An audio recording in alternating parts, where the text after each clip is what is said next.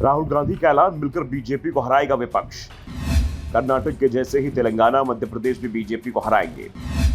छत्तीसगढ़ और राजस्थान में अपनी सरकार बचाएगी कांग्रेस। पटना शहर आज पोस्टरों से पटा हुआ है। जहां देखो वहां पोस्टर और बैनर ही बैनर नजर आ रहे हैं।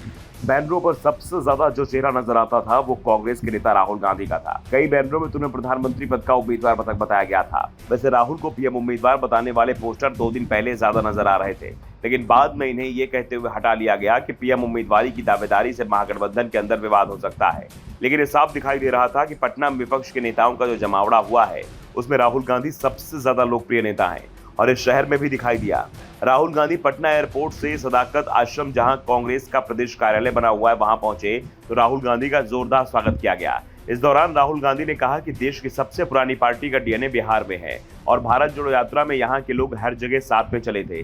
कांग्रेस नेता ने भाजपा पर निशाना साधा। उन्होंने कहा कि देश में 2 विचारधाराओं की लड़ाई चल रही है, एक हमारी भारत जोड़ो की और एक तरफ भाजपा की भारत तोड़ो विचारधारा की। भाजपा हिंदुस्तान को तोड़ने, नफरत और हिंसा फैलाने का काम कर रही है, वहीं कांग्रेस जोड़ने का काम कर रही है। इसलिए आज हम बिहार आए हैं। देश के सारे विपक्षी पार्टियां एक साथ मिलकर भाजपा को हराने जा रही हैं। पार्टी के पूर्व लोकसभा सांसद ने कहा, कर्नाटक में भाजपा के जीत के दावे किए, लेकिन कांग्रेस पार्टी एक साथ खड़ी हो गई। कर्नाटक से भाजपा गायब हो गई। तेलंगाना, मध्य प्रदेश, छत्तीसगढ़, राजस्थान में भी भाजपा दिखाई नहीं देगी।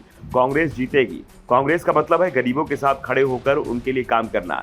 इससे पहले कांग्रेस अध्यक्ष मल्लिकार्जुन खड़गे ने बिहार के कांग्रेस कार्यकाल की अहमियत बताते हुए कहा कि यह देश के इतिहास में बहुत महत्व रखता है। उन्होंने कहा कि इस कार्यकाल से जो भी नेता निकला वो देश की आजादी के लिए लड़ा। हमें खुशी और गर्व है कि देश के प्रथम राष्ट्रपति बाबू राजेंद्र प्रसाद भी इसी कार्यालय से निकले।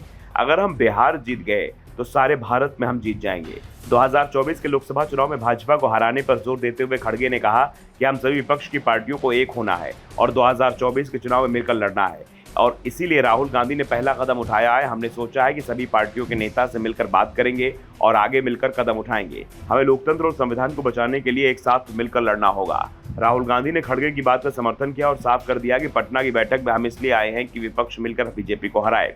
इसके लिए सभी को कुछ त्याग करना पड़ेगा।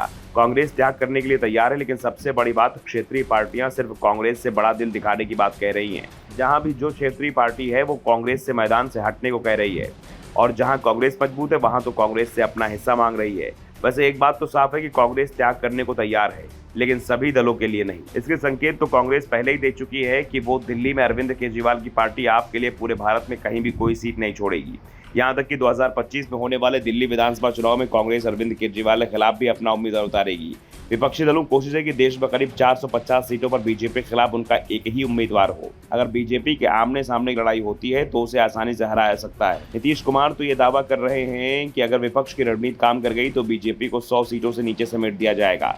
राहुल गांधी भी नीतीश कुमार के दावे का समर्थन कर रहे हैं। Bureau report, the such India.